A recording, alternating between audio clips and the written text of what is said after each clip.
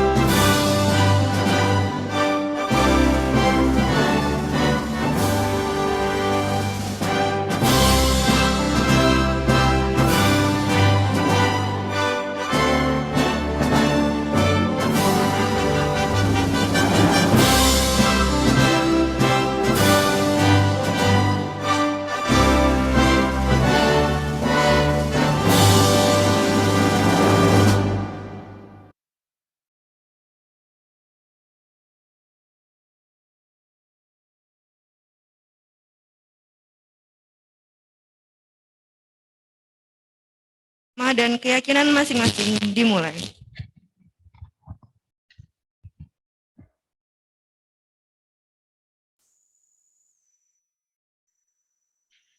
Selesai. Hadirin kami persilakan duduk kembali.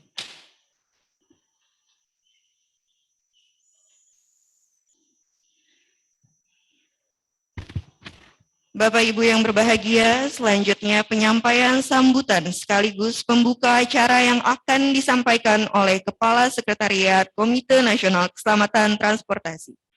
Yang terhormat Bapak Herson, kami persilakan.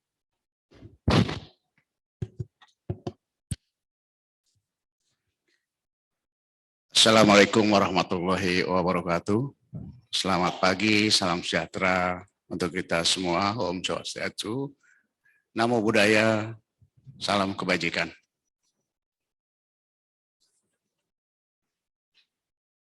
Ini alamatnya banyak sekali tadi dibacakan. Tapi yang ada di catatan cuma sedikit. Saya takutnya ada yang enggak kesebut. Tadi daftarnya terlalu banyak. Ya, yang terhormat, nah ini Pak Sigit, Pak Jem, terima kasih sudah datang untuk diskusi, menyaksikan. Yang terhormat Direktur Jenderal Bina Marga Kementerian PUPR, yang terhormat Direktur Jenderal Perhubungan Darat Kementerian Perhubungan, Kepala Korps Lalu Lintas Korlantas RI, yang terhormat Sekretaris Jenderal Kementerian Perhubungan, yang terhormat Inspektur Jenderal Kementerian Perhubungan, Kepala Badan Pengembangan Sumber Daya Manusia Kementerian Perhubungan, yang terhormat Kepala Badan Kebijakan Transportasi Kementerian Perhubungan, Kepala Badan Pengelolaan Transportasi Jabodetabek Kementerian Perhubungan, yang terhormat staf ahli bidang regulasi dan keselamatan Kementerian Perhubungan, yang terhormat Kepala Biro Komunikasi dan Informasi Publik Kementerian Perhubungan, yang terhormat Kepala Kepolisian Resort Kota Bekasi, yang terhormat Kepala Dinas Perhubungan Provinsi Banten, Kepala Dinas Perhubungan Provinsi Jawa Barat, Kepala Dinas Perhubungan Provinsi DKI Jakarta,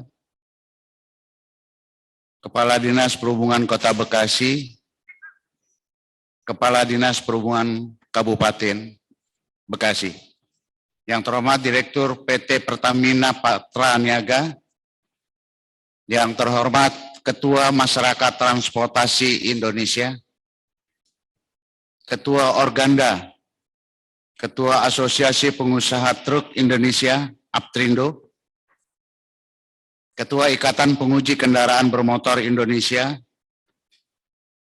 Ketua Real Estate Indonesia, serta rekan-rekan media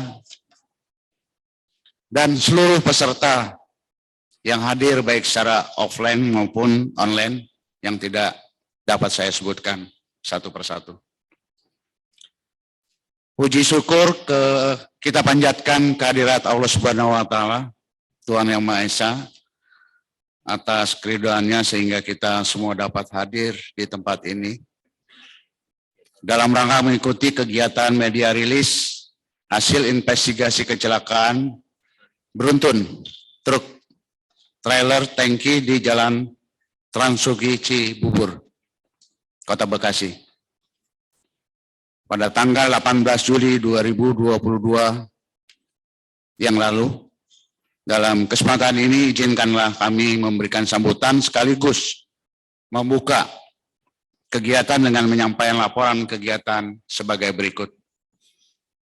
Yang pertama, mendasari pelaksanaan ini yaitu Undang-Undang Nomor 14 Tahun 2008 tentang keterbukaan informasi publik.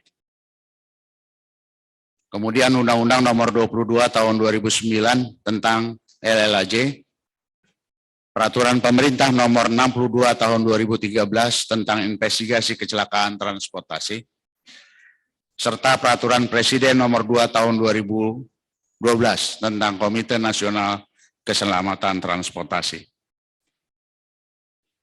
Maksud dan tujuan Komite Nasional Keselamatan Transportasi sebagai badan publik berkewajiban memberikan pelayanan informasi berupa hasil investigasi kecelakaan transportasi kepada publik secara transparan dan akuntabel sesuai dengan ketentuan yang berlaku. Informasi yang dimaksud berupa kronologi, faktor penyebab, fatalitas, serta rekomendasi keselamatan berupa saran, tindak lanjut untuk pencegahan dan perbaikan. Sedangkan tujuan dilakukan media rilis ini adalah tersampaikannya hasil investigasi dan analisis agar tidak kembali terjadi kecelakaan dengan penyebab yang sama di kemudian hari. Kemudian tercapainya optimalisasi pelaksanaan tindak lanjut dan mitigasi terhadap rekomendasi peningkatan keselamatan truk tangki bermuatan BBM agar tidak terjadi kecelakaan dengan penyebab yang sama di kemudian hari. Kegiatan ini dilaksanakan pada tanggal 18 Oktober 2022 bertempat di ruang aula kantor KNKT secara hybrid. Peserta terdiri dari regulator dan operator serta stakeholder terkait yang mengikuti secara langsung sebanyak 21 unit kerja dan wartawan sebanyak 30 media. Serta peserta online via Zoom berjumlah 70 instansi dari BPTD dan Dinas Perhubungan Provinsi seluruh Indonesia. Pelaksanaan media rilis terdiri atas sesi presentasi, diskusi, dan tanya jawab. Harapan kami dari KNKT agar informasi mengenai investigasi kecelakaan tersebut dapat tersampaikan kepada masyarakat secara menyeluruh dan pihak-pihak terkait dalam mengambil langkah-langkah strategis agar kejadian tersebut tidak terulang di kemudian hari. Bapak, Ibu, hadirin yang saya hormati, kami mengucapkan terima kasih kepada semua pihak yang telah berpartisipasi pada kegiatan ini. Demikian laporan yang dapat kami sampaikan. Semoga bisa berjalan dengan lancar. Wabillahi taufiq wal hidayah. Wassalamualaikum warahmatullahi wabarakatuh. Selamat pagi, salam sejahtera untuk kita semua. Om Santi Santi Santi Om. Terima kasih kepada Bapak Herson atas sambutan sekaligus pembukaan yang diberikan. Bapak Ibu hadirin yang berbahagia, acara selanjutnya yaitu pemaparan materi yang akan disampaikan oleh PLT Ketua Subkomite Investigasi Kecelakaan LLAJ KNKT yang akan dipandu atau dimoderatori oleh Bapak Kepala Bagian Pelayanan Investigasi dan Kerjasama, yang terhormat Bapak Wildan dan Bapak Raden Irdriantono, kami persilakan.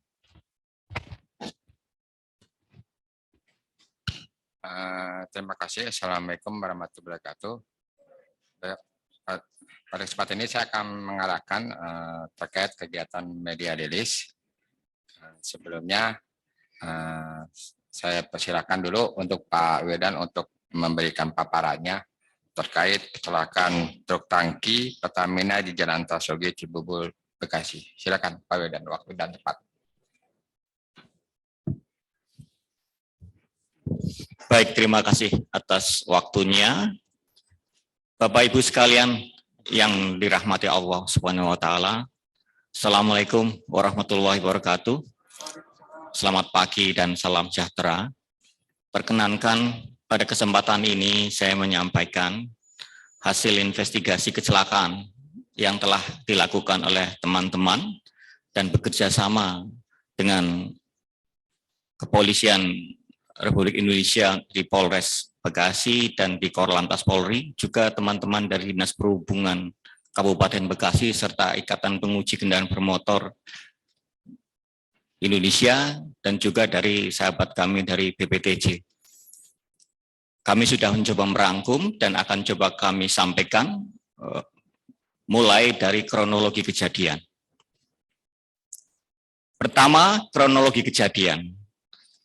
Pada hari Senin, tanggal 18 Juli 2022, truk trailer Pertamina B9598 PEH berangkat dari TBBM Pelumpang sekitar jam 14.00 menuju Cilengsi, Kabupaten Bogor, dengan membawa Pertalite 25.000 liter. Kemudian saat melewati tol Rawamangun Cawang, pengemudi mendengar suara mendesis dan melihat ke dashboard, tekanan angin, indikator tekanan angin udara bertekanan menunjukkan angka 7. Kemudian pengemudi menepikan kendaraan dan memeriksa kendaraan untuk mencari sumber suara mendesis, tapi tidak ditemukan. Dan akhirnya pengemudi memutuskan melanjutkan perjalanan. Selama perjalanan dari Cawang menuju dari Lumpang menuju ke Cilengsi ini, pengemudi sudah merasakan bahwa rem bekerja kurang efektif. Ada masalah di rem. Tapi pada saat pertama kali mengoperasikan keluar pre-inspection, sudah dilaksanakan, pada saat itu tidak ada kebocoran. Jadi kondisi awal sebelum berangkat sudah dilaksanakan pre-trip inspection dan tidak ada kendala. Namun demikian pada saat di jalan dia merasakan ada kurang efektif pengeremannya. Dan saat keluar gerbang tol Cibubur, pengemudi mulai merasakan gangguan sistem rem. Saat itu persneling gigi di posisi 5. Kemudian pengemudi berpindah lajur dari lajur kanan ke lajur kiri, dari lajur cepat ke lajur lambat. Dan mencoba melakukan pengereman berkali-kali namun gagal. Kemudian pengemudi mencoba memindahkan gigi dari 5 ke 3 juga gagal. Terakhir pengemudi menarik rem trailer dan juga handbrake juga gagal. Sehingga akhirnya kendaraan tidak terkendali dan menabrak 2 mobil penumpang yang ada di depannya. Pada saat menabrak, kendaraan juga tidak berhenti. Akhirnya untuk melepaskan dari kendaraan ini, pilihan pengemudi hanya ada 2, ke kiri atau ke kanan. Di sebelah kiri adalah trotoar yang cukup tinggi dan tidak memungkinkan dia, akhirnya dia membanting ke kanan. Dan sebelah kanan terdapat kerumunan kendaraan yang sedang menunggu apel. Jadi pas sedang lampu merah, sehingga menabrak beberapa kendaraan lainnya. Pada kecelakaan ini 10 orang meninggal dunia, 5 orang luka berat dan 1 orang luka ringan. Ini ada lokasi kejadiannya. Next slide. Kemudian yang pertama kita akan coba identifikasi jalannya. Pertama yang akan kita bahas adalah klasifikasi jalan. Jalan Transyogi adalah jalan kolektor primer yang sedang dalam masa transisi pembinaan dari pemerintah daerah ke pemerintah pusat. Jalan kolektor primer sendiri itu ada 4 jenjang, Pak. Jenjang 1, 2, 3, 4. Setiap jenjang menunjukkan peranannya dalam distribusi orang dan barang. Jadi kalau jenjang kolektor primer 1 berarti jenjang yang paling tinggi. Karakteristik jalan kolektor primer itu sendiri itu adalah didesain dengan kecepatan tinggi. Untuk jenjang yang paling rendah, kecepatannya minimal adalah 40 km per jam dengan lebar minimal 9 meter. Oleh sebab itu, aksesnya harus terbatas. Dan untuk jalan Transyogi, ini termasuk dalam jalan kolektor primer jenjang 1 yang paling tinggi. Karena memiliki peran menghubungkan antar ibu kota provinsi. Kemudian terkait dengan geometrik. Jadi KNKT setiap kali melakukan investigasi kecelakaan selalu menganalisa geometrik jalannya. apakah ada pengaruh geometrik terhadap kecelakaan itu. Yang pertama adalah terkait dengan penampang melintang jalan. Ini untuk mengidentifikasi ada tidaknya risiko kecelakaan tabrak depan-depan dan tabrak depan belakang. Jalan Transyogi memiliki 2 jalur, 6 lajur yang dipisahkan dengan median. Ini sangat ideal. Artinya jalan ini regulating, sesuai dengan regulasinya, tidak ada masalah. Kemudian alignment vertikal, slope maksimal 7% dengan panjang landai kritis 300 meter. Terdapat perbedaan tinggi 20 meter pada jarak 1 km.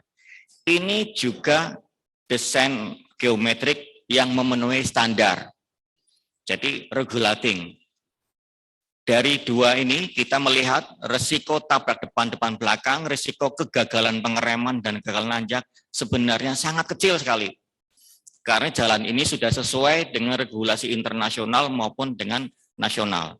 Demikian juga di alignment horizontalnya. Jalan Transyogi memiliki alignment horizontal yang ideal. Tidak ada tikungan patah, tidak ada tikungan ganda, sehingga risiko understeer, oversteer, ataupun terkena gaya sentrifugal juga tidak ada. Secara umum, kami menyatakan bahwa jalan Transyogi secara geometrik jalan, desainnya regulating road. Risiko terpaparnya kendaraan karena pengaruh geometrik jalan sangat kecil sekali. Kemudian yang berikutnya adalah kita bicara tentang fasilitas jalan. Saat ini, skema manajemen dan rekayasa lalu lintas yang diterapkan di ruas jalan Transyogi masih pada skema jalan provinsi, di mana seluruh aset jalannya adalah milik pemerintah daerah. Ini lagi dalam proses transisi. Kita memperhatikan desain perambuan dan markanya juga masih mempertimbangkan untuk kepentingan daerah. Adanya pita penggadu, ya, kemudian tingginya akses dan sebagainya. Ini menunjukkan bahwa pemerintah memandang perlu ini segera dialihkan ke pemerintah pusat dan akan difungsikan sebagaimana layaknya jalan kolektor tingkat 1, ya. Jadi untuk mengembalikan, jadi nanti akan dikembalikan ke peranannya sebagai kolektor tingkat 1, kolektor primer tingkat 1, di mana desain speednya tinggi, aksesnya sangat terbatas, ya. Nanti ini ada bagian dari rekomendasi kami. Berikutnya adalah skid mark. Kami tidak menemukan adanya jejak pengereman atau skid mark pada ruas jalan. Selanjutnya kita akan bahas tentang identifikasi faktor manusia. Kami telah meminta keterangan pengemudi dibantu oleh sahabat kami dari Polres Bekasi. Yang pertama, pada saat akan memulai perjalanan, pengemudi telah melakukan pre-trip inspection dan tidak menemukan permasalahan teknis. Artinya pada saat itu tekanan angin normal. Kemudian pengemudi mulai merasakan rem yang kurang efektif setelah melakukan perjalanan dari Pelumpang menuju Cilengsi tadi, yaitu di jalan tol. Saat di perjalanan, tepatnya di daerah tol Rawamangun, pengemudi mendengar bunyi mendesis pada kendaraan dan selanjutnya pengemudi menepikan kendaraan. Memeriksa sumber bunyi namun tidak ditemukan dan tekanan angin pada indikator dashboard menunjukkan angka 7 bar. Karena nggak menemukan, pengemudi meneruskan perjalanan. Pengemudi merasakan kesulitan melakukan pengereman sesaat setelah melalui apil pintu tol Cimanggis Cibitung. Jadi kegagalan pengereman itu sudah dirasakan sebelum jalan menurun, yaitu sesaat setelah keluar dari pintu tol. Kemudian tindakan yang dilakukan oleh pengemudi tepat, dia berpindah lajur dari jalur cepat ke lajur lambat sebelah kiri dan mencoba memindahkan gigi dari 5 ke 3, namun gagal. Kemudian saat memasuki turunan mulai panik dan menarik handbrake maupun rem trailer juga tidak berfungsi dan akhirnya menabrak 2 kendaraan dan pengemudi kesulitan untuk melepaskan diri dari 2 kendaraan tadi. Pengemudi berpindah lajur lagi ke lajur cepat dan sehingga terjadilah kecelakaan beruntun yang melibatkan banyak kendaraan tersebut persis di apil CBD tadi. Kemudian kami juga memperhatikan keterangan saksi lainnya, dalam hal ini adalah seorang pengemudi ojol yang hendak mengantarkan pesanan makanan. Saat itu berada beberapa meter dari pintu tol Cimanggis Cibitung. Jarak antara pengemudi ojol tadi dengan truk ini sekitar 100 meter. Pengemudi ojol ini melihat bahwa ada sebuah truk tangki Pertamina yang berpindah lajur dengan cepat. Enggak semestinya, dari kanan ke kiri dia. Tiba-tiba. Kemudian dia juga melihat truk tadi menabrak Avanza merah dan EPV hitam yang berada di depan mobil Avanza merah, kemudian berpindah lajur lagi ke kanan dan menabrak beberapa kendaraan lainnya yang sedang menunggu apel. Demikian juga penjelasan seorang penjual asongan yang sedang berdagang di dekat lampu apel. Menyatakan hal yang sama, yaitu melihat sebuah truk tangki Pertamina menyeret sebuah mobil warna merah dan menabrak kendaraan di depannya dan angkot serta kerumunan. Jadi antara penjelasan pengemudi truk tangki trailer dengan asongan dengan pengemudi ojol ini relevan. Artinya ini sesuai dan tidak ada hal-hal yang bertentangan. Berikutnya kita coba mulai melakukan identifikasi kendaraan setelah mendengar penjelasan dari pengemudi. Kita memperhatikan ada indikasi malfunction pada kendaraan. Yang pertama, pengemudi merasakan remnya kurang pakem, tidak efektif di jalan tol. Yang kedua, pengemudi mendengar adanya suara mendesis, namun tidak tahu dari mana asalnya. Tekanan angin pada saat itu kendaraan di jalan ada berjalan 7 bar. Pengemudi kesulitan melakukan pengereman. Kemudian pengemudi tidak bisa memindahkan gigi dari 5 ke 3. Pengemudi menarik rem trailer tapi tidak bekerja, menarik handbrake juga tidak bekerja. Atas indikasi malfunction ini kita mencoba melakukan analisa sementara. Hipotesa kami sementara ini adalah adanya tekor angin. Pertama, tekanan angin pada saat kendaraan berjalan 7 bar. Ini sebenarnya enggak lazim. Karena kendaraan pada saat berjalan di jalan datar, itu idealnya dia akan terisi penuh. Karena fungsi atau cara kerja kompresor adalah pada saat pengemudi ngegas, kompresor bekerja mengisi. Angin dibuang hanya pada saat menginjak rem atau memindahkan kopling. Selama di jalan tol, pengemudi itu nggak pernah ngerem, nggak pernah mindahin gigi. Dia hanya ngegas terus. Logikanya, tekanan anginnya harusnya terisi penuh. Tapi dia terisi 7 bar, berarti ada kebocoran. Dan ini relevan dengan penjelasan terdengar bunyi mendesis. Kemudian mencoba memindahkan gigi dari 5 ke 3. Gagal. Kenapa? Karena pedal koplingnya pasti akan terasa keras diinjak. Kegagalan memindahkan gigi kopling, pemindahan gigi, itu karena pedal koplingnya nggak bisa diinjak. Kenapa? Karena untuk dapat menginjak pedal kopling itu dibutuhkan tenaga sekitar 200 kg dan kaki manusia nggak akan mampu kecuali dibantu dengan tenaga pneumatik. Nah, tenaga pneumatik ini hanya bisa bekerja pada angka tertentu dia. Biasanya adalah 6 bar ke atas. Di bawah 6 bar, tenaga pneumatik akan semakin melemah. Pada angka 5, dia tidak akan mampu untuk mendorong pedal kopling maupun pedal rem. Nah, kemudian pengemudi menarik rem trailer dan handbrake juga tidak berfungsi. Kalau rem trailer ini terhubung dengan service brake, berarti juga adanya masalah dengan tekanan tekor angin tadi. Karena dari awal pengemudi sudah ngerem nggak bisa. Maka otomatis ketika service brake nggak bekerja, rem trailer juga nggak mungkin bekerja. Karena supportnya sama, yaitu perlukan tenaga angin. Kemudian terkait dengan handbrake. Traktor head ini menggunakan sistem rem air over hydraulic brake, di mana handbrake-nya adalah berada di propeller, bukan di roda. Jadi di dalam propeller itu ada brake shoe atau sepatu rem yang saat handbrake ditarik itu akan mencengkeram. Rem ini bukanlah rem emergency, dia hanya rem parkir. hanya untuk jalan datar dan bukan untuk kondisi jalan. Dia hanya berhenti di jalan datar. Kalaupun berhentinya di jalan menanjak atau nurun juga tidak bisa, pasti melorot. Jadi memang didesain dari awal rem handbrake pada air over hydraulic brake ini bukan untuk menghentikan kendaraan pada saat kendaraan berjalan. Dia hanya untuk rem parkir. Atas penjelasan pengemudi tadi, kemudian kita melakukan pemeriksaan rem. Kami melakukan pemeriksaan untuk mengidentifikasi suara mendesis pada titik yang tidak dilakukan pemeriksaan oleh pengemudi. Kita semua tahu sistem rem itu adanya adalah di samping, di belakangnya traktor head, kemudian ke belakang untuk mendengar ada brake chamber suara mendesis, atau kemudian ke samping lagi. Jadi pengemudi manapun, kalau untuk memeriksa kebocoran, pasti memeriksanya huruf U.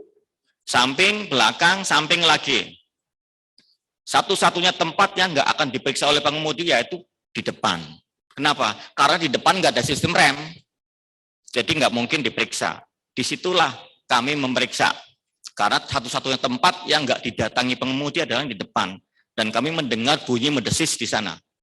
Pada saat kami mendengar bunyi mendesis, kami buka, ternyata di sana ada suara dari solenoid valve. Jadi truk ini menggunakan klakson tambahan biar suaranya lebih kencang. Yang suaranya berasal dari tenaga pneumatik. Untuk menyalurkan tenaga pneumatik ini di sana ada namanya solenoid. Solenoid ini fungsinya adalah membuka tutup.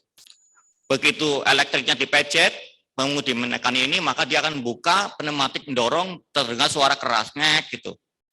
Nah, di dalam solenoid ini ada namanya seal yang terbuat dari karet. Inilah yang berbahaya. Seal ini berada di depan dan berhadapan langsung. Kena hujan pada saat dicuci dan sebagainya. Kita semua tahu karet itu lawannya adalah air. Dan ketika getas atau apa, dia mulai menurun kekuatannya. Sementara solenoid itu didorong terus-menerus dengan tenaga pneumatik yang sangat besar. Sehingga pada saatnya seal itu tidak mampu lagi menahan, dia akan robek. Terdengar suara mendesis kencang. Dan untuk membuktikan kita ngambil air sabun, kita kucuri, benar ternyata itu. Kemudian kita coba mendeteksi seberapa parah sih angin yang dibuang oleh solenoid valve ini. Kita lakukan pemeriksaan waktu pengisian. Kita kosongkan tabung anginnya, kita starter mesinnya, kita mulai dengan kondisi idle. Idealnya itu adalah antara 4 sampai 6 menit. Ya, jadi 4 sampai 6 menit. Kalau mobil baru itu sekitar 4 menit, 5 menit. Paling enggak ya 6 menit. Biasanya karena kompresornya mengalami penurunan. Nah, ini menunjukkan 14 menit 7 detik 7,9. Ini waktu yang sangat tidak realistis. Kemudian pada saat kita tutup solenoid valve-nya tadi, kebocorannya kita tutup, kita ulangi metode yang sama dan mendapatkan angka 6 menit. Artinya sudah normal. Di sini kita bisa mencoba membuat komparasi. Seandainya tidak ada kebocoran di solenoid valve, maka waktu pengisian tabung angin ini bekerja sebenarnya normal. Kompresornya normal. Hanya saja karena ada kebocoran, maka angin memerlukan waktu lebih lama. Di sini pengemudi atau kendaraan memerlukan waktu lebih lama 2 kali lipat yang seharusnya untuk sampai ke isi normal. Kemudian kami juga mendeteksi penjelasan pengemudi bahwa remnya nggak pakem, dan pada saat kami starter, ya, kami injek, indikator brake nyala. Jadi indikator brake di dashboard itu nyala, ada 2 kemungkinan, Pak. Yang pertama, ini terhubung ke sensor reservoir minyak rem, karena ini menggunakan air over hydraulic brake, jadi ada minyak remnya. Tapi kalau minyak remnya kurang, ini begitu kita starter aja nggak usah diinjek, harusnya udah nyala. Tapi ini pada saat di starter nggak nyala, berarti minyak rem tidak ada masalah. Kemungkinan kedua adalah travel stroke, nggak terpenuhi. Jadi ada sensor di mana kampas untuk perjalanan menuju menekan tromol itu ada jarak tertentu minimal yang harus dipenuhi. Ketika jaraknya itu melebihi standar, maka brake itu akan nyala. Pada saat travel stroke ini nggak terpenuhi, resikonya ada dua, Pak. Yang pertama, pengemudi merasakan nggak pakem remnya karena terlalu jauh, jadi dia nggak hanya nempel gini aja. Yang kedua, dia akan boros membuang angin. Karena apa? Tenaga yang dibutuhkan kampas untuk mencapai tromol jadi lebih jauh. Dan ini udah kita buktikan, begitu kita injek satu kali injekan, tekanan angin turun lebih dari 1 bar. Kita curiga pasti ada masalah dengan travel stroke-nya. Dan terbukti travel stroke-nya bisa mencapai 2,6 mili. Padahal idealnya travel stroke, jarak gap kampas dengan tromol ini hanya sekitar 0,4 sampai 0,8 mili. Jika jarak ini tercapai, maka tenaga atau angin yang diperlukan untuk sekali injekan hanya sekitar 0,3 bar. Tapi ketika jaraknya jauh, maka akan membuang banyak. Kecelakaan ini seperti ini terjadi yang pertama pada bis Purnamasari di MN Subang.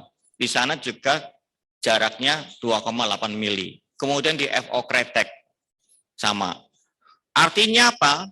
Dengan kondisi seperti ini, pengemudi sekali nginjak rem, sebenarnya dia buang angin terlalu banyak. Yang seharusnya hanya 0,3 bar, dia buang 1,5 bar. Bapak Ibu bisa bayangkan, ngisinya lama, buangnya cepat. Maka dia akan berhadapan dengan resiko pada titik tertentu di mana dia akan dipaksa menginjak 2-3 kali injekan, selesai. Angin akan tekor. Kembali kami ingatkan bahwa tekanan pneumatik itu fungsinya adalah untuk mendorong. Jadi pada kendaraan ini air over hydraulic brake fungsinya adalah untuk membuka atau mendorong minyak rem bekerja memanfaatkan tenaga hidrolis. Jadi sistem rem ini sebenarnya tenaga hidrolis, Pak. Bukan tenaga pneumatis. Tapi untuk mendorong minyak remnya ini diperlukan tenaga pneumatis. Saat tenaga pneumatisnya ini nggak cukup kuat, maka minyak remnya nggak bergerak. Ini yang menyebabkan pengemudi nggak bisa ngerem. Jadi yang dirasakan sama dengan pengemudi yang di Balikpapan, yang di Ciamis, dan sebagainya. Dia nginjak, cus, dapat nginjak pos-pos.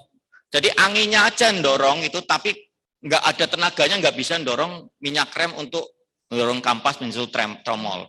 Tapi kalau untuk yang kopling, dia pasti akan merasakan keras. Jadi bedanya gitu. Kalau anginnya tekor pada kendaraan rem air over hydraulic brake, pengemudi ngerem dapat, tapi ngepos dapat gini, tapi nggak ada efek sama sekali dorong. Tapi kalau dia nginjak kopling keras. Kenapa? Tadi anginnya sudah tekor. Dan tekornya angin disebabkan oleh itu. Nah, jadi kemudian kami menganalisa, Pak. Bagaimana kegagalan pengereman? Ini adalah sequence of event-nya yang sedang kita coba buat. Pertama, pengemudi merasakan kurang pakem di jalan tol. Ini disebabkan karena travel stroke-nya terlalu jauh. Travel stroke ini terlalu jauh bisa disebabkan karena dua hal, setelannya yang terlalu renggang atau kampasnya sudah tipis. Kalau disetel lagi sudah tetap maksimal nggak bisa, berarti kampasnya harus diganti. Ini seharusnya setiap mekanik memeriksa kendaraan sebelum berangkat, jangan sampai travel stroke-nya terlalu jauh, karena ini berbahaya. Satu, nggak pakem, dua, boros sekali nginjek, buang anginnya terlalu banyak. Kemudian adanya kebocoran pada solenoid valve, menyebabkan waktu pengisiannya menjadi lambat 2 kali lipat daripada semestinya.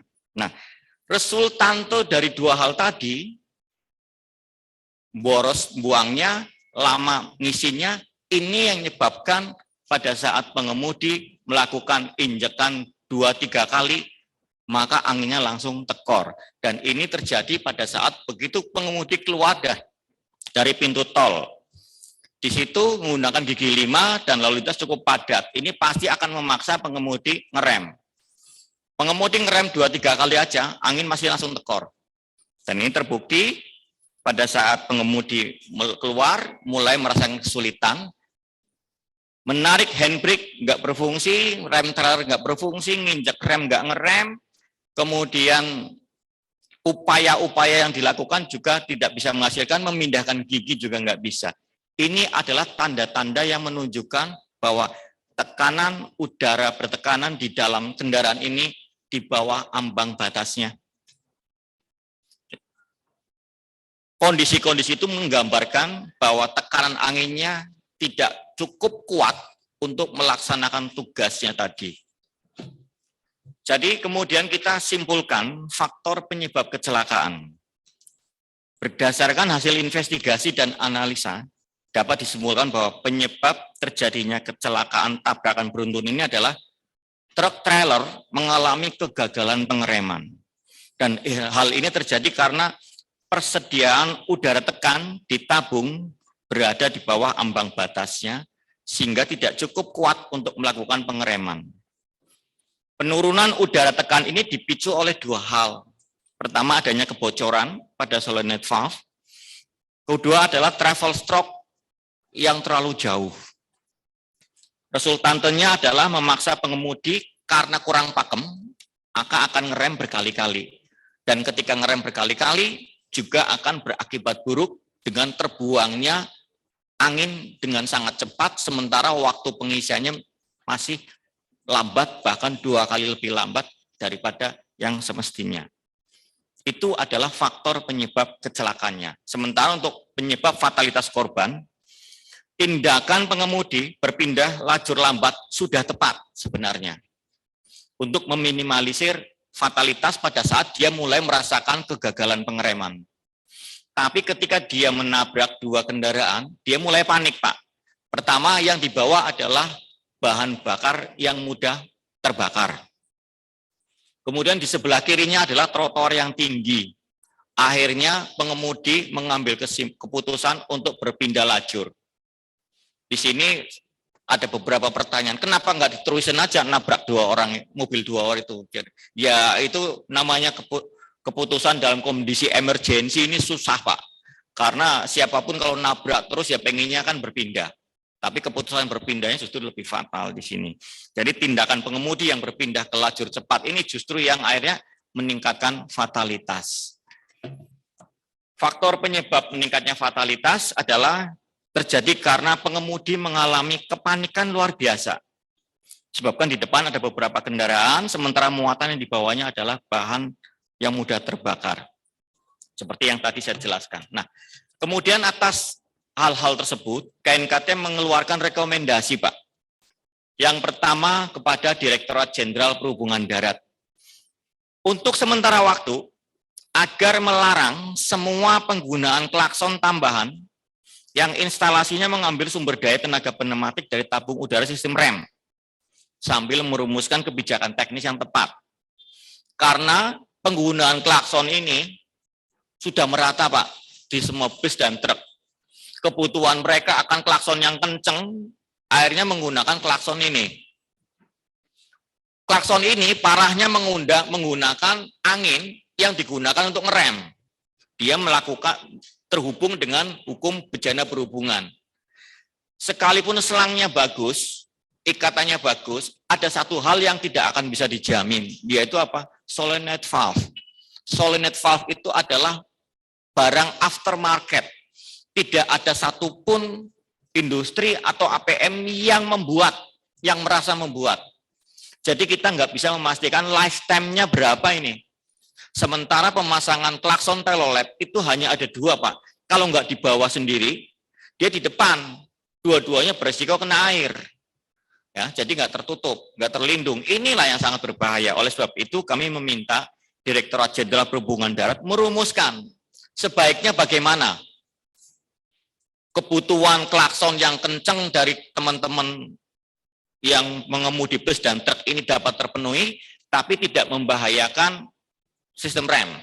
Nah, sambil itu agar melakukan pembinaan dan pengawasan ketentuan ini, baik melalui pengujian kendaraan bermotor maupun pembinaan kepada asosiasi transportir kendaraan barang dan penumpang. Kemudian yang kedua, rekomendasi kami sampaikan kepada Badan Pengelola Transportasi Jabodetabek. Yang pertama, agar mengevaluasi manajemen dan rekayasa lalu lintas pada jalan nasional yang ada di wilayah Jabodetabek, yang sebelumnya telah ditangani oleh pemerintah daerah, termasuk salah satu di antaranya adalah Transyogi. Kemudian agar memperhatikan aspek keselamatan, melepas semua speed hump, speed bump, speed table yang ada di jalan kolektor primer, karena ini sangat berbahaya dan tidak sesuai dengan peraturan Menteri Perhubungan. Kemudian juga membatasi akses. Semua median ditutup. Kalaupun memberikan untuk berputar harus disediakan U-turn terlindung, sehingga resiko tabrak depan belakangnya kecil. Kemudian akses dari jalan minor ke mayor juga harus diatur. Tidak boleh menggunakan akses crossing, harus menggunakan merging. Artinya harus dibuat kanalisasi pada jalan minor mau masuk ke jalan mayor. Ini untuk menghindarkan konflik antara jalan yang di lalu lintas terusan dengan yang baru keluar atau masuk ke jalan atau akses minor menuju ke daerah perumahan. Aturan ini harus kita buat karena jalan ini sudah ditarik ke pemerintah pusat dan merupakan jalan kolektor primer level 1 yang menghubungkan antar ibu kota. Desain speednya tinggi sehingga kita harus hati-hati dalam merumuskan manajemen dan rekayasa lalu lintas ya di sana. Berikutnya rekomendasi kami sampaikan kepada manajemen PT Pertamina Patraniaga. Yang pertama melakukan evaluasi secara komprehensif terhadap sistem manajemen keselamatan PT Pertamina yang menyangkut manajemen risiko pada aspek armadanya, awaknya, lintasan, tata cara pemuatan serta penanganan keadaan darurat. Kemudian melakukan pelatihan secara intensif terhadap awak pengemudi kendaraan mobil tangki, khususnya keterampilan mengemudi pada berbagai kondisi jalan, pemahaman tentang sistem rem, pelaksanaan preventive inspection, serta penanganan kondisi darurat atau emergency handling. Ini yang belum pernah dilakukan. Nanti mudah-mudahan sesudah ini dari Pusbang SDM Perhubungan Darat, Pak, bisa merumuskan mengenai pelatihan emergency handling. Karena di pilot sudah ada, di nakoda sudah ada, di kereta api sudah ada, di kita untuk kendaraan bus dan truk, kita belum pernah melatih para pengemudi kita. Kalau menghadapi kondisi kayak gini, apa yang harus dilakukan itu nggak pernah ada pelatihan untuk itu. Sehingga kita harus merumuskan apa bentuk pelatihannya, bagaimana prosedurnya, dan sebagainya. Mungkin itu yang bisa kami sampaikan sebelum kami tutup. Kami sampaikan juga bahwa teman-teman dari manajemen Pertamina Patraniaga, BPTC, dan Direktorat Jenderal Perhubungan Darat telah melakukan safety action dan sudah dilaksanakan dan kami sudah bersurat kepada kami juga. Demikian, terima kasih. Wabillahi taufiq wal hidayah. Wassalamualaikum warahmatullahi wabarakatuh.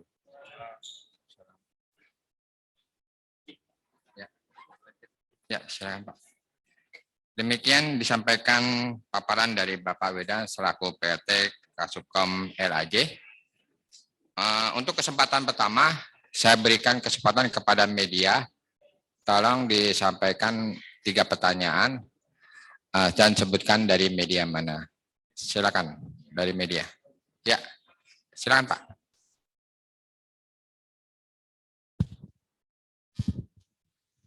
Assalamualaikum warahmatullahi wabarakatuh. Saya Sutresna dari analisa Pak.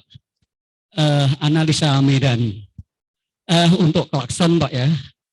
Bapak tadi merekomendasikan tapi masih mengizinkan untuk pengemudi masih bisa menggunakan dengan suara kencang tapi tidak memakai jalur udara dari ini tidak ya. Yang saya tanyakan apakah suara klakson yang dari asli yang dari pabrikan itu apakah sudah mumpuni atau bagaimana sehingga perlu para pengemudi itu menambah daya keras dari klakson itu. Dan Bapak tadi merekomendasikan juga begitu, bisa menggunakan itu tapi dicari caranya bagaimana bisa menggunakan klakson keras tapi tidak memakan dari udara gitu Pak. Terima kasih. Assalamualaikum.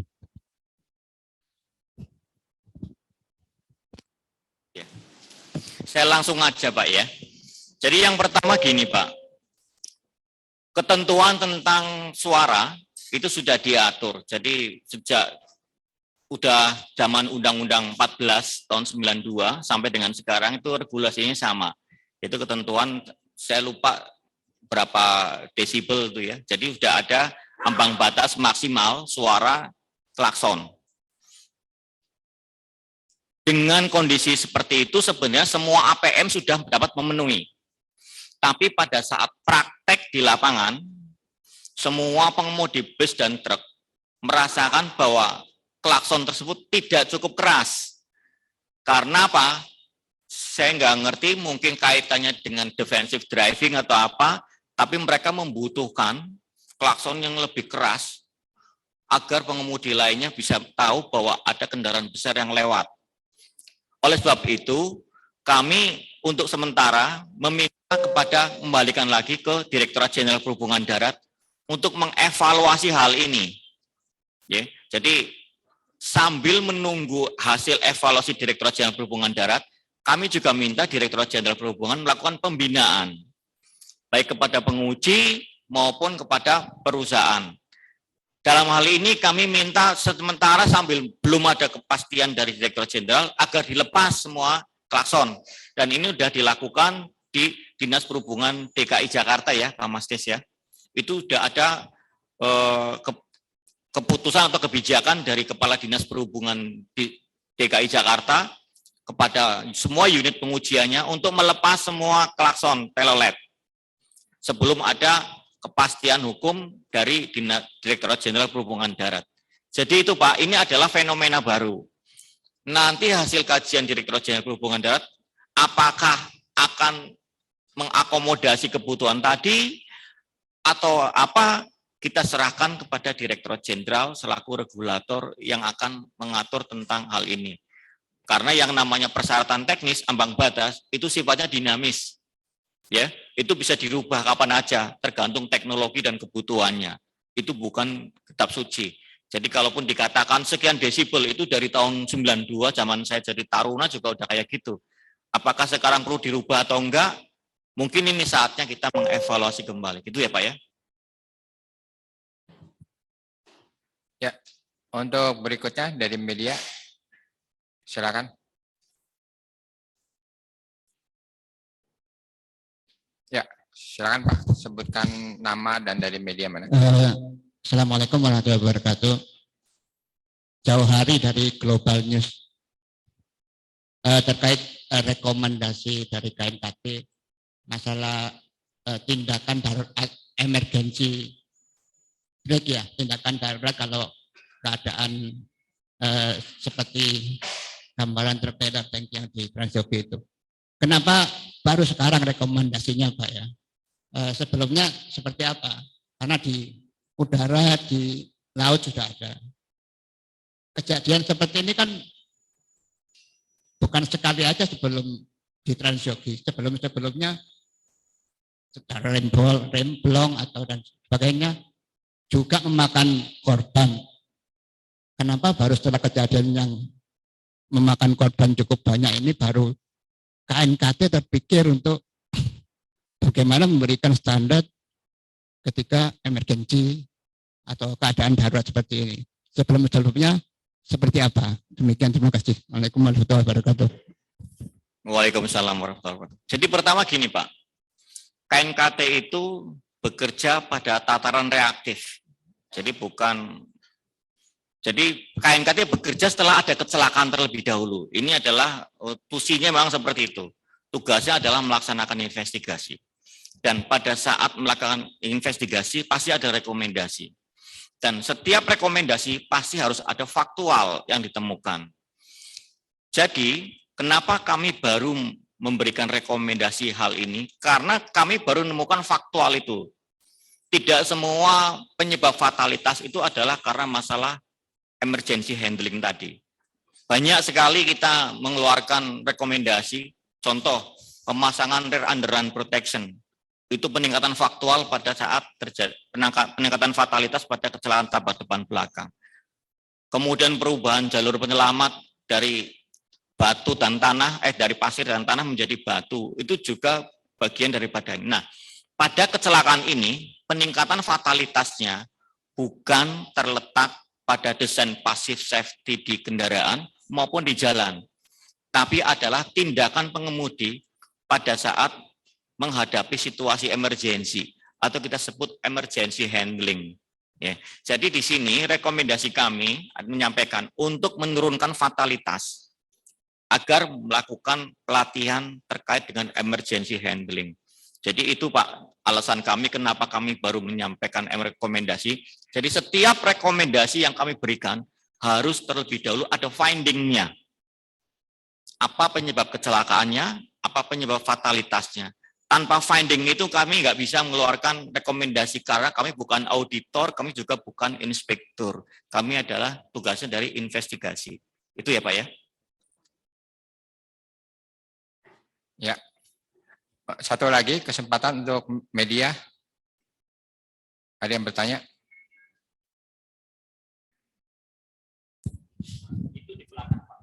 Hah? Ada. Terima kasih, Pak. Saya Kusman dari Menara 62, Pak. Ini dalam rilis yang disampaikan kepada media, disampaikan mengenai di palingnya terakhir, disampaikan ada beberapa rekomendasi kepada Ditjen Perhubungan Darat, kemudian BPTJ, dan juga kepada PT Pertamina Patraniaga. Ini rekomendasinya tertutup atau terbuka, Pak? Kalau terbuka, apa saja sih rekomendasi kepada ketiga institusi ini, Pak? Rekomendasi terbuka Pak, jadi semua apa yang tadi kami sampaikan itulah rekomendasi kami. Jadi kami minta Direktorat Jenderal Perhubungan Darat mengevaluasi kebijakan terkait dengan ambang batas suara klakson, kemudian membuat desain rekayasa atau desain engineering-nya untuk memenuhi kebutuhan. Kemudian untuk di BPTJ kita meminta mereka melakukan evaluasi terhadap semua jalan kolektor primer yang ada di wilayah Jabodetabek, bukan cuma Transyogi. Karena sekarang ini yang lagi dalam proses pembinaan bukan cuma Transyogi, juga ada beberapa hal lainnya. Nah ini mereka perlu melakukan penataan terhadap semua jalan tadi dengan poin-poin penting yang tadi kami sampaikan, mengendalikan akses, ya, kemudian mengendalikan atau menata median, ya, kemudian menata perambuan dan sebagainya, melarang penggunaan speed bump, speed hump, speed table. Itu Pak. Jadi itu bersifat terbuka dan kita terus memantau dan setiap mereka melakukan safety action akan kita tulis di dalam website kami sehingga kita semua tahu apakah instansi-instansi tadi sudah melaksanakan atau belum. Dan bahkan kami senantiasa melaporkan kepada Komisi 5 progres setiap rekomendasi yang kami sampaikan. Itu Pak. Untuk Pertamina Pak, apakah memang usia truk yang digunakan itu apakah sudah melampaui batas atau bagaimana sehingga tidak ada pemeriksaan secara rutin mungkin? Iya. Jadi kembali lagi gini Pak, kami pada saat membuat rekomendasi, ya, mencari penyebab fatalitas itu harus berdasarkan faktual. Kami tidak melihat signifikansi antara usia kendaraan dengan kejadian kecelakaan ini. Jadi pada kejadian kecelakaan ini ada hal baru yang perlu kami sampaikan kepada manajemen PT Pertamina Patraniaga dan semua transportir baik bus maupun truk. Ada satu hal yang terlewatkan pada saat melakukan pre-trip inspection, yaitu apa? Memeriksa travel stroke. Ini sudah kami lakukan dan Pertamina Patraniaga sudah melakukan pelatihan dari MOR 1 sampai 8 agar mereka melakukan pemeriksaan travel stroke karena ini terbukti menyebabkan terjadinya kecelakaan di Cibubur dan kecelakaan lainnya. Sebelumnya belum pernah ada kita mengajarkan mengenai pre-trip inspection ini. Jadi sekarang dengan adanya peristiwa ini kita sampaikan caranya sederhana, yaitu dengan cara setelah penuh kita injek, satu kali injekan, jika indikator brake nyala atau tekanan anginnya turun lebih dari 1 bar, maka ini berindikasi jarak travel stroke ini enggak terpenuhi. Silahkan minta mekanik menyetel dulu, kalau disetel enggak bisa, maka kampasnya harus diganti. Ini adalah hal baru. dan manajemen Patraniaga sudah menjalankannya, melakukan pelatihan dan sebagainya.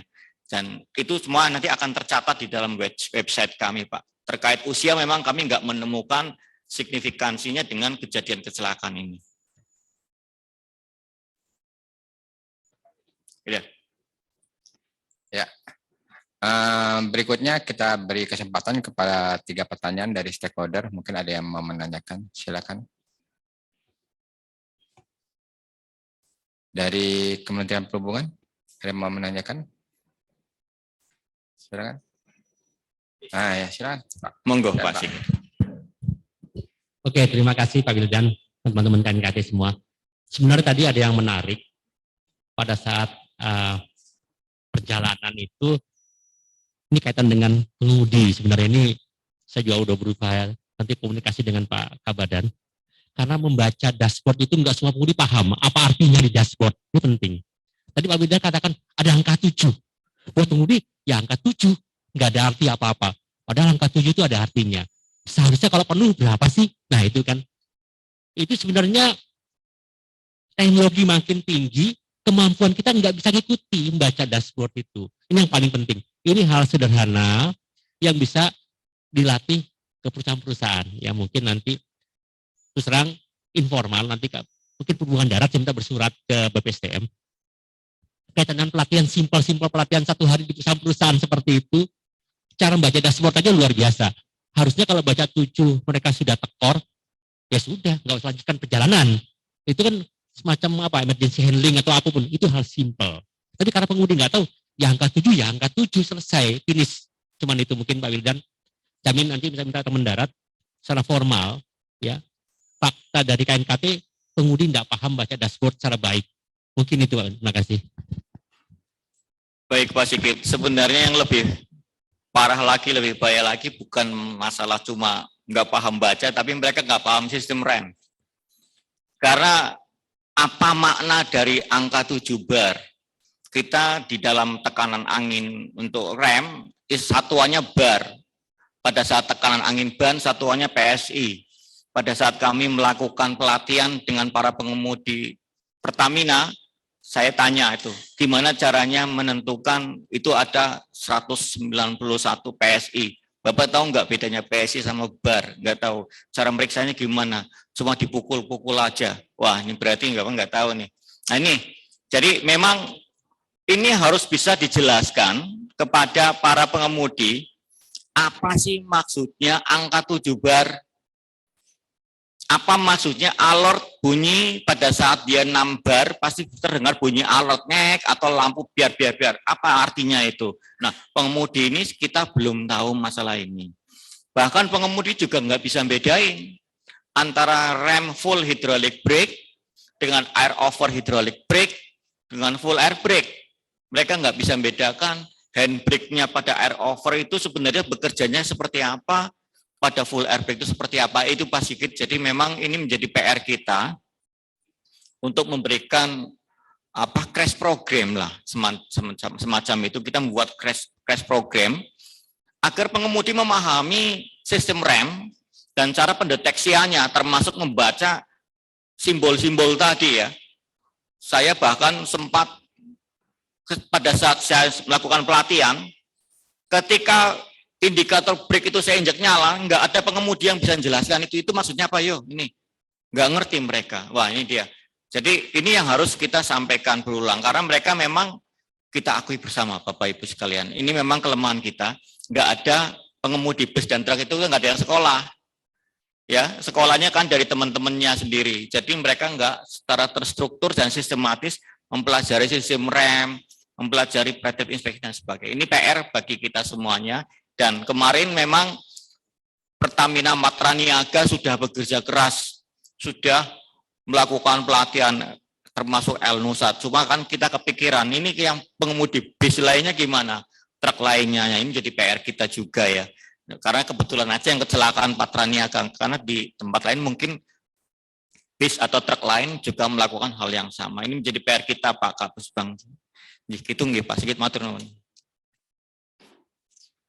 Berikutnya silakan mungkin dari BPTJ terkait dengan rekomendasi Udah ya.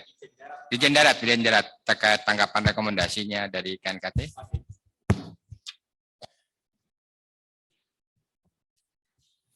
Baik, terima kasih Pak KT. Jadi rekomendasi yang disampaikan kepada kami kebetulan itu memang di Direktur Sarana Pak. Nanti kita coba koneksikan, dan biasanya Pak Dirjen memberikan perhatian khusus karena ini menjadi perhatian baik dari Pak Menteri maupun di Komisi 5. Jadi itu di Direktorat Sarana Pak.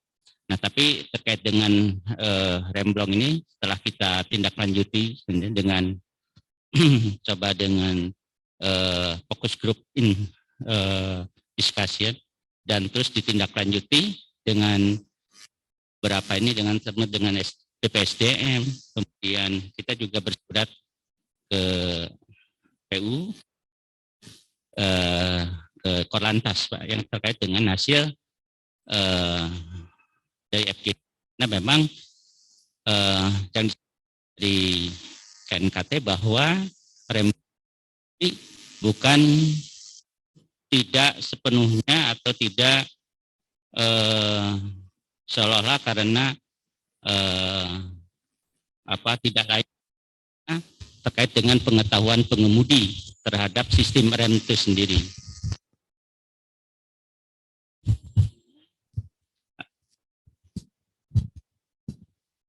Hal ini Direktorat Jenderal Perhubungan Darat telah menindaklanjuti hal tersebut untuk dikoordinasikan dengan stakeholder agar ini bisa ditindaklanjuti, diperdalam, dikaji untuk kebijakan sesuai dengan tusinya, dan mudah-mudahan ini dapat mengurangi kecelakaan fatalitas yang terjadi dengan hal yang sama. Mungkin itu yang bisa kami sampaikan. Terima kasih. Baik, terima kasih Pak Denny. Memang ini menjadi perhatian kita semua, Pak. Kami mengidentifikasi beberapa kecelakaan yang kelihatannya adalah masalah disebabkan malfunction kendaraan. Tapi sebenarnya jika pengemudi memahami, kecelakaan itu nggak perlu terjadi, karena udah ada tanda-tanda terlebih dahulu. Pada kasus kecelakaan ini, ketika awal berangkat, itu kondisi solenoid valve belum bocor. Jadi masih normal. Pada saat di tengah jalan itulah kemungkinan bocor karena terjadi penurunan dan suara mendesis. Seharusnya ketika pengemudi memahami sistem rem, dia akan berhenti dan menghubungi manajemen dan sebagainya. Katakanlah seperti itu. Kalau pengemudinya memahami sistem rem. Hal ini pernah terjadi juga Pak, pada kecelakaan di tebing Breksi. Sebuah truk membawa batu Pak ke atas.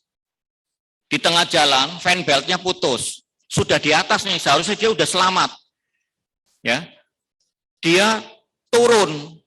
Dia telepon dulu ke pemiliknya. Pak, ini fan beltnya putus, apa yang harus saya lakukan? Nggak apa-apa, turun pelan-pelan aja, nanti diganti di bawah. Pemilik kendaraan maupun pengemudi nggak memahami bahwa truk yang dibawanya ini adalah menggunakan full hydraulic brake. Di mana full hydraulic brake ini bersandar pada namanya vacuum booster. Tenaga vacuum booster itu berasal dari fan belt. Nah, fan beltnya putus, pengemudi dijamin 100% nggak akan mungkin bisa nginjek pedal rem maupun pedal kopling. Nggak akan mampu, karena nggak ada bantuan pneumatiknya. Ketika saya tanya kepada pengemudi, Pak, Bapak tahu nggak, kalau fan belt putus Bapak nggak bisa nginjek pedal rem, Bapak berani turun nggak? Nggak berani Pak, saya dibayar 1 miliar juga nggak berani. Bapak tahu kan tebing Breksi turunnya kayak gini, 35% Pak gradiennya. Turun bawa batu nggak ada rem, ya yang meninggal akhirnya 6. Ini menunjukkan bahwa kita sekilas melihat itu adalah masalah malfunction kendaraan. Tapi sebenarnya kecelakaan itu nggak perlu terjadi. Kalau pengemudinya tahu bahwa ketika fan belt putus, saya nggak bisa ngerem. Dia cukup berhenti karena Tuhan udah selamatkan dia di atas tuh. Putus, berhenti udah. Jangan turun, nunggu fan belt dipasang lagi. Demikian juga yang kasus ini. Seharusnya ketika lagi kebocoran gitu, dengan angka 7 bar dan sopan ini indikasi nggak normal loh. Di jalan tol angkanya 7. Tapi namanya pengemudi kan nggak ngerti Pak, yang normal yang mana yang nggak, karena mereka nggak punya knowledge yang cukup. Nah ini tugas kita semua, Bapak Ibu semua. Jadi memang tadi sampaikan Pak Denny, ini tugas berat kita. Kita harus membuat crash program, menyampaikan kepada para pengemudi mengenai pengetahuan tentang sistem rem. Sehingga kecelakaan-kecelakaan konyol yang nggak perlu terjadi, jangan sampai terjadi. Karena itu sebenarnya sudah terindikasi dari awal. Tapi karena ketidaktahuan pengemudi, kecelakaan ini terjadi. Itu ya Pak Denny. Ya. Mungkin dari Pertamina kali ada nggak perwakilannya di sini? Oh iya, Pak Denny, monggo. Jadi dari BPSDM sudah menyampaikan kepada kita terkait dengan sosialisasi dan edukasi terkait dengan pengereman.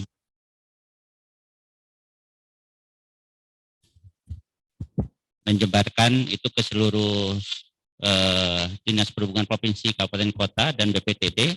Dan kami juga sekarang kalau ke lapangan, Pak, kami membalik flat.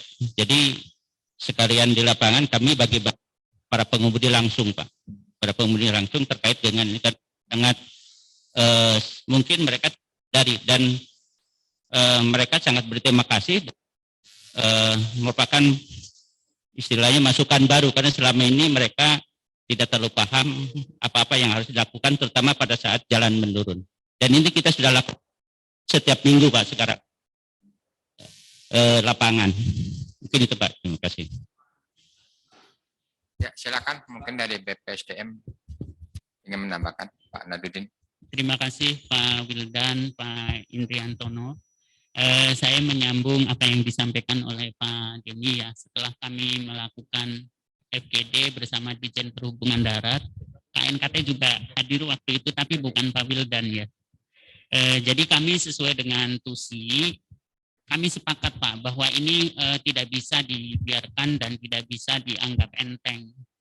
Sehingga sesuai dengan porsi dari tugas pokok dan fungsinya kami di Badan Pengembangan Sumber Daya Manusia Perhubungan Darat, kami sudah membuat buku saku keselamatan, khususnya bagaimana kita mengendalikan apabila terjadi hal-hal yang seperti Pak Wildan presentasikan.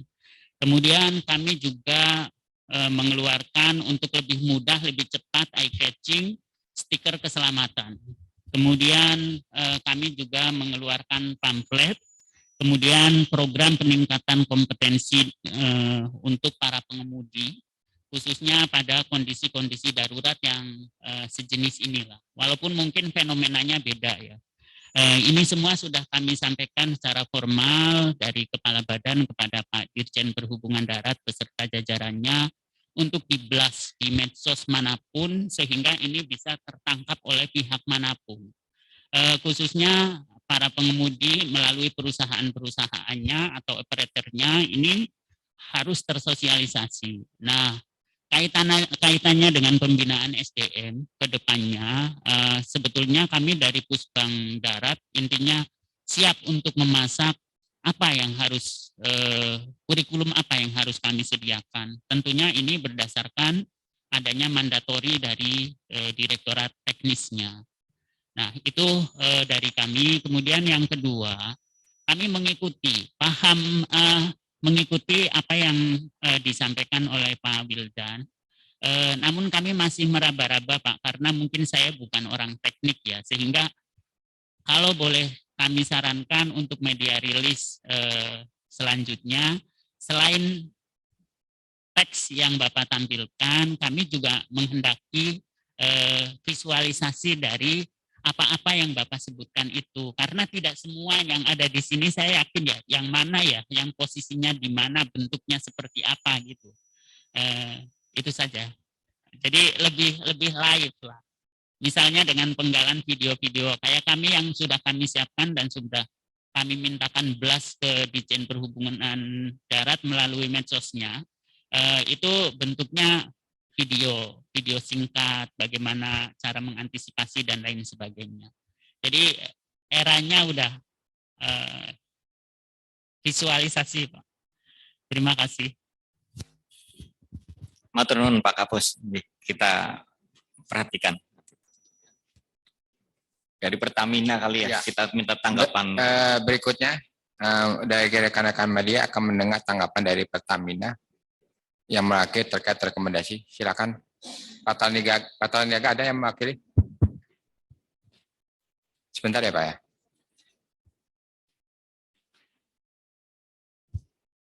Yang dari Pak Talniaga, situ tuh Bapak.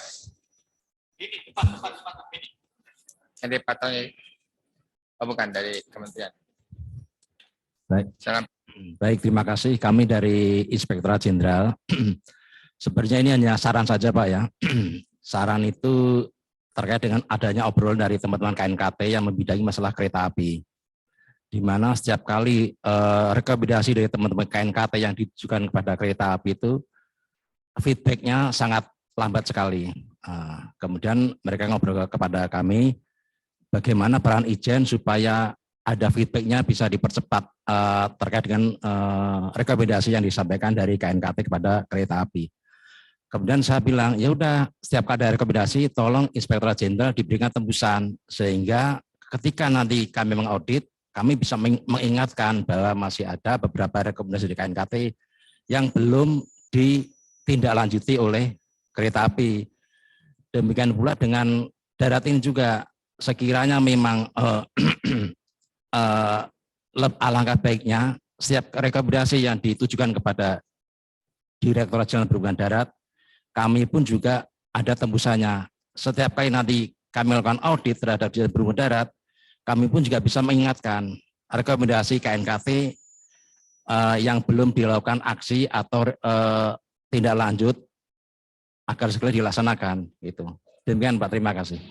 Nggih, matur nuwun Pak. Nanti ini sangat-sangat kami perhatikan nanti setiap kali nanti untuk semua sub komite semuanya akan tembusan ke inspektorat. Terima kasih Pak.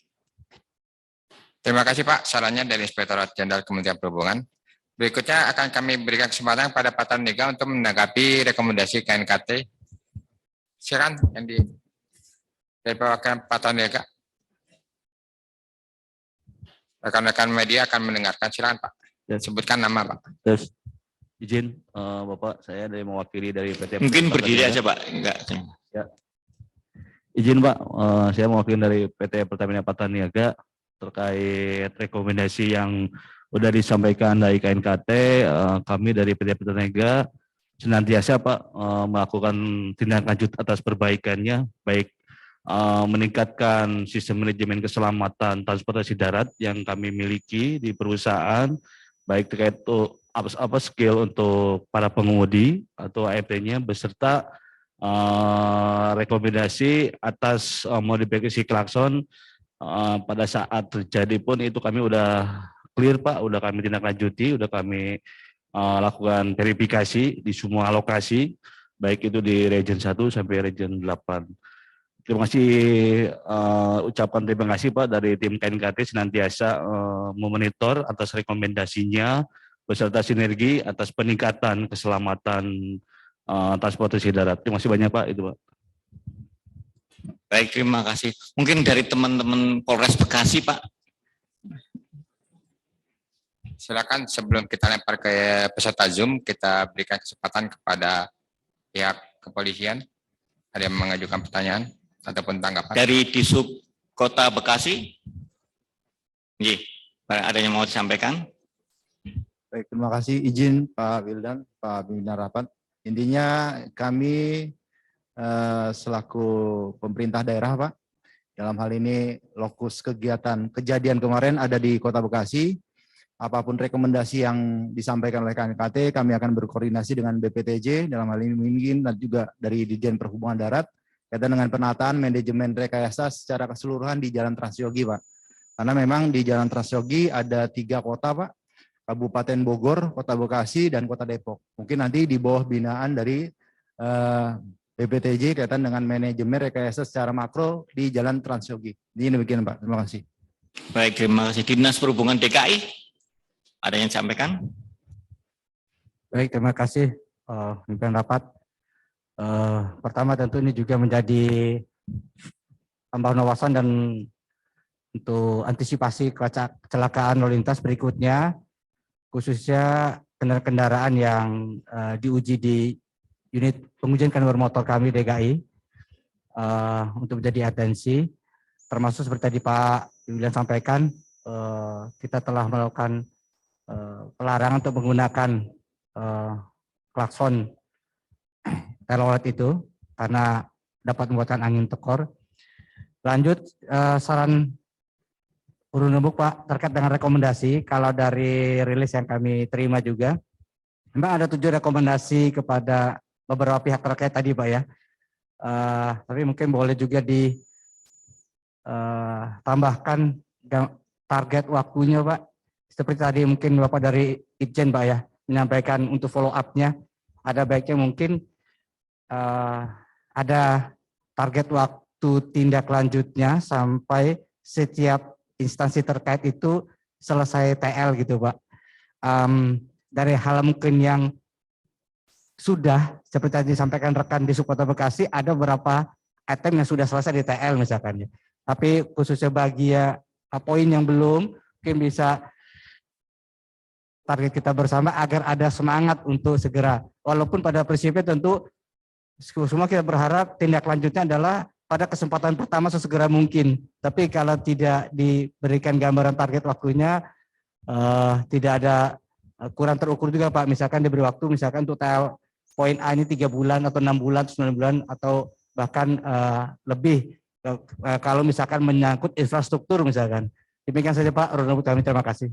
Makasih, ini Pak Ir nih yang jawab nih, yang bagian ngejar-ngejarin rekomendasi. Terima kasih Pak. Memang waktunya sebenarnya kalau dari laporan itu 30 hari sebagai tanggapan. Tapi kalau memang sampai final tidak memberikan tanggapan, nanti kemudian kita panggil, gitu. Kita suratkan dulu, baru kemudian kita panggil. Nah, demikian kita selanjutnya kita berikan kepada peserta Zoom. Untuk yang media silakan. Masih ada? Silakan Pak. Dari kepolisian mungkin yang hadir fisik. Baik, terima kasih Pak.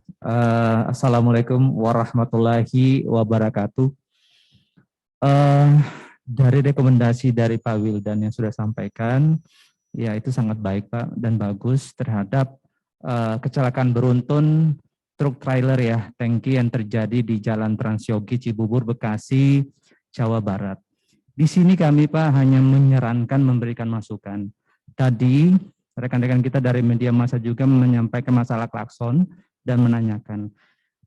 Dari Bapak Wildan tadi sudah menyampaikan bahwa yang mana DKI Jakarta sudah dihimbau ya melarang untuk penggunaan klakson tersebut.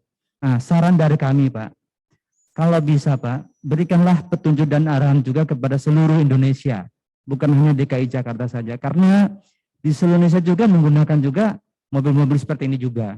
Itu yang pertama Pak. Kemudian yang kedua adalah sebelum terjadi kecelakaan Pak, mungkin kami menyarankan kepada Pak Wildan, sebelum terjadi kecelakaan lalu lintas, alangkah baiknya mungkin mencari sebab-sebab terjadinya kecelakaan. Jangan nanti sudah terjadi baru kita analisa Pak. Sebaiknya kita analisa sebelum terjadi kecelakaan. Karena kecelakaan ini kan bukan baru pertama kali terjadi. Itu Pak.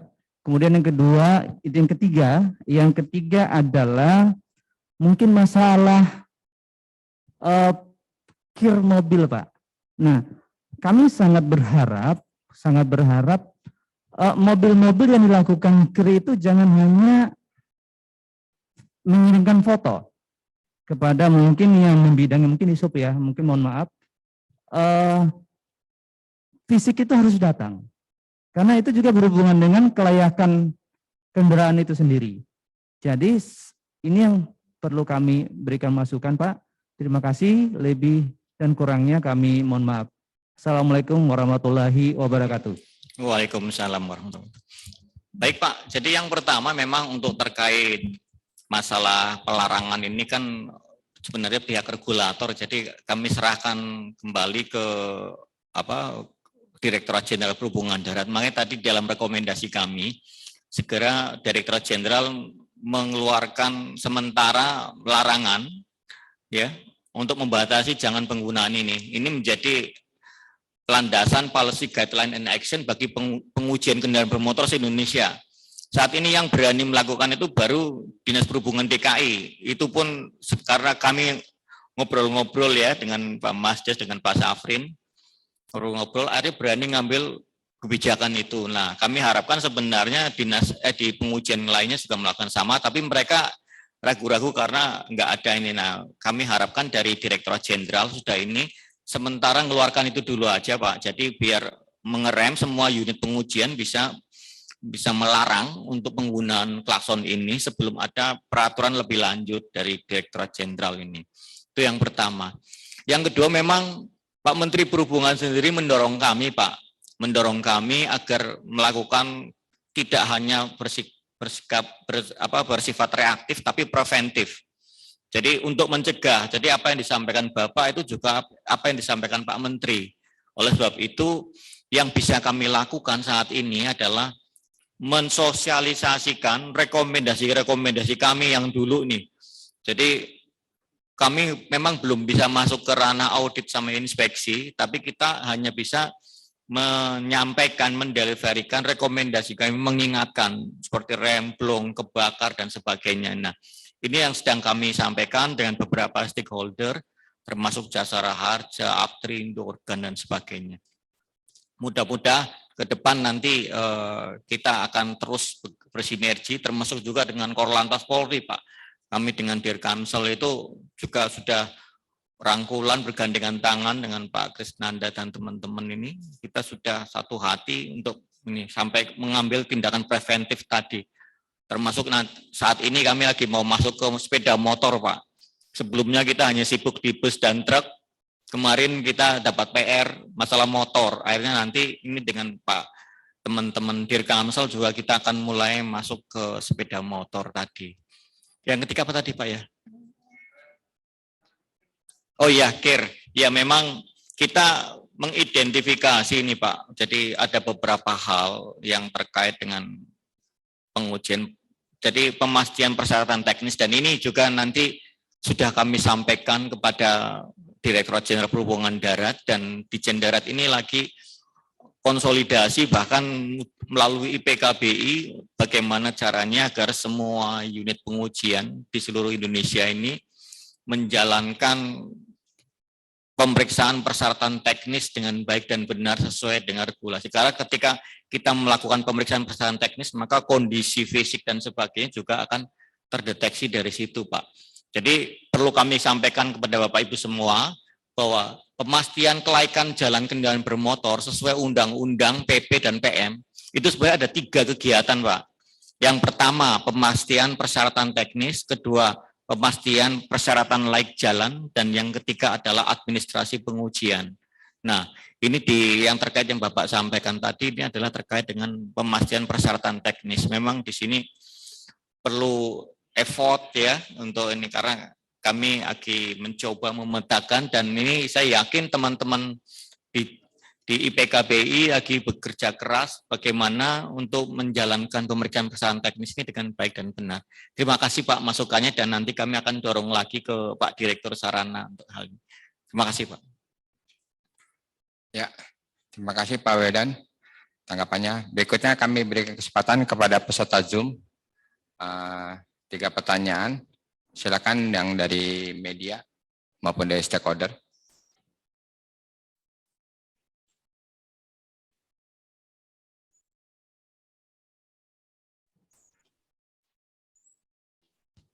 Izin Pak, selamat pagi menjelang siang Mas. Selamat pagi Pak Nji. Silakan. Selamat pagi rekan-rekan.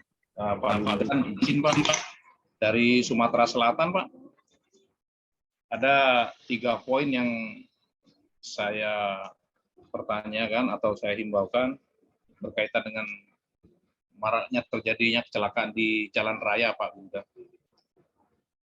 Pertama Pak, 1, alangkah baiknya kalau KNKT menentukan rute dan jam keberangkatan kendaraan yang mengangkut barang berbahaya, Pak. Jadi ada jam dan rute keberangkatannya, karena seperti kita ketahui, jam dan keberangkatan pengangkutan barang berbahaya baik cairan, gas, ataupun peti kemas, saya lihat di jalan lintas, terutama lintas Sumatera ataupun di Jawa itu menyatu, Pak, dengan aktivitas masyarakat yang lagi padat-padatnya. Itu satu. Yang kedua, Pak, untuk kendaraan yang mengenai klakson yang menggunakan sumber tenaganya dari sistem air brake, yang seperti Pak Wildan tadi bilang, akan mempengaruhi kinerja dari sistem rem tadi dalam hasil akhirnya tekor tadi, Pak. Alangkah baiknya kalau diadakan, kan kita tahu nih di terminal tipe A diadakan ram cek. Mungkin rekan-rekan kita di sana akan memeriksa, bila perlu di tempat tunda keberangkatan kendaraan yang menggunakan sumber tenaga rem telolet tadi melalui sumber tenaga dari air brake tadi, Pak. Terus yang ketiga, mensikapi pertanyaan dari rekan Polri tadi, Pak. Kami sampaikan kita sudah punya sistem yang terkoneksi ke pusat dalam melaksanakan pengujian kendaraan bermotor dengan sistem online-nya. Jadi apapun yang kita lakukan, administrasi teknis dan lek jalannya, hari itu pun tercover ke pusat dengan sistem online. Jadi saya berani jamin tidak akan ada kendaraan yang tidak datang. Kami menjamin kalau kendaraan yang tidak datang, tidak akan kita proses, karena langsung kita foto depan, belakang, kiri, dan kanan. Jadi up to date apa yang kita lakukan hari itu pun terkoneksi ke pusat. Demikian Pak Wildan, itu dari saya ada 3 poin harapan saya. Yang pertama tadi, rute dan jam keberangkatan angkutan berbahaya. Kedua, ram cek di terminal tipe A untuk diperketat mengenai klakson. Yang ketiga juga, saya jamin kendaraan kir itu atau uji berkala itu pasti dan harus datang di unit pengujian. Demikian. Assalamualaikum warahmatullahi wabarakatuh. Selamat siang. Warahmatullahi wabarakatuh. Baik Pak, nanti saya akan sampaikan, ini semuanya sebenarnya kaitannya dengan Direktorat Jenderal Perhubungan Darat nih Pak. Yang pertama mengenai terkait transportasi bahan berbahaya ini ya Pak Denny ya, nanti disampaikan ke teman-teman. Kemudian terkait ramcek juga ini kebetulan Pak Denny sendiri atau prasarana ya, saya nggak ngerti. Ini dalop, ini ramcek ini biasanya urusannya dalop ya. Terus tadi masalah online untuk menggunakan Blue E itu ya, mudah-mudahan ini kalau bisa seluruh Indonesia menerapkan Blue E, jadi bisa ini. Gitu ya Pak, nanti mudah-mudahan ini saya kembalikan lagi ke Dirjen Darat agar segera kalau bisa mengeluarkan surat edaran atau apa ya Pak ya, untuk pegangan bagi teman-teman kepolisian maupun dinas perhubungan di daerah untuk sama-sama mencegah penggunaan klakson telolet ini Pak, sambil menunggu kebijakan lebih lanjut dari Kementerian Perhubungan apa yang harus dilakukan terkait dengan klakson ini. Demikian ya Pak Denny. Ya, terima kasih Pak. Kita beri kesempatan 2 pertanyaan lagi dari peserta Zoom. Dari media. Baik, selamat pagi.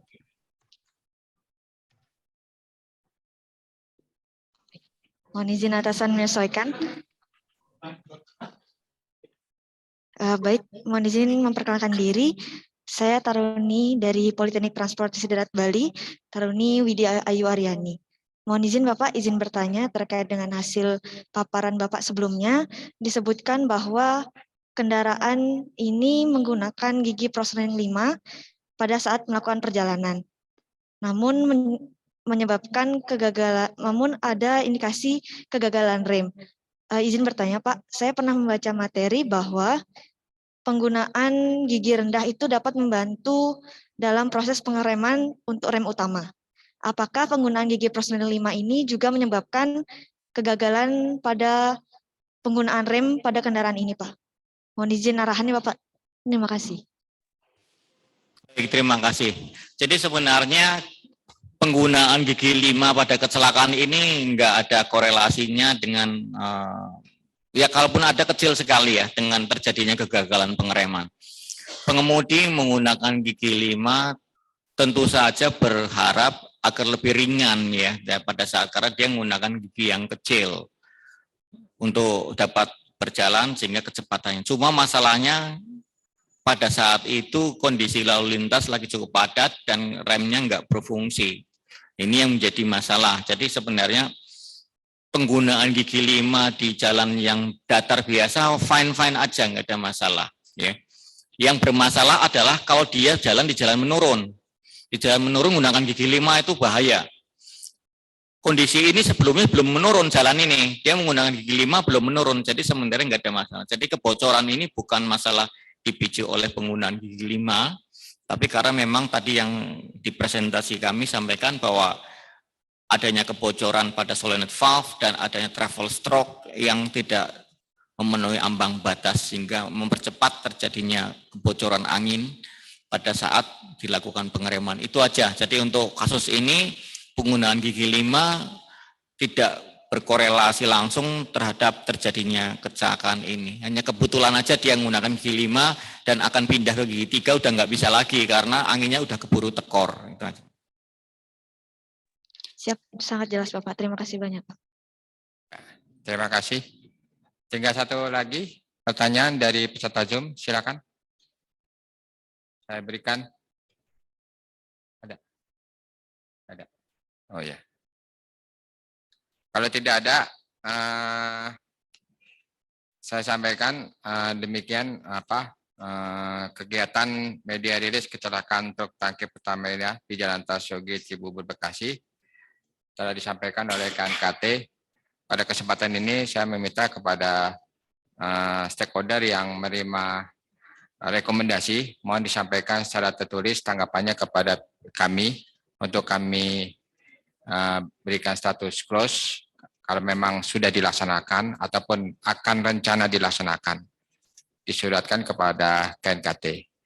Demikian kegiatan media rilis ini kami kembalikan kepada MC untuk selanjutnya. Baik, terima kasih kepada Bapak Wildan dan kepada Bapak Raden Irdriantono. Selanjutnya, hadirin yang kami hormati, pemaparan materi, diskusi, dan tanya jawab pada kegiatan media rilis telah berakhir.